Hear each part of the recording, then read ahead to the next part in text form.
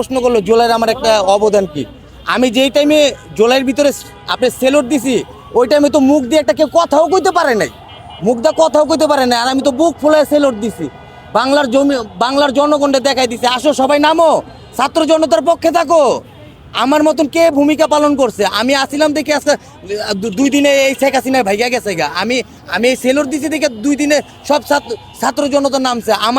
এক একজনের পশম দাঁড়ায় গেছে এই সেলট দেখা। কে বলে আমার অবদান নেই? আচ্ছা আমি বলি আমার অবদান নেই, তা আমার ছবি তো বিভিন্ন জায়গায় আছে। আমার ছবি পাঠ্য বইয়ের ভিতরে আছে, আমি তো বলছি, আমি প্রমাণও দিয়ে দেবো। আমার ছবি পাঠ্য বইয়ের ভিতরে আছে। আমার অবদান আছে দেখে তো ছাত্র জনতা আমাকে রাখছে। তা আমার অবদান আছে দেখেই আমি জুলাই আন্দোলনে ওই টাইমে যদি গুলি খেয়ে মারা গেতাম আমার কেউ দেখতো না।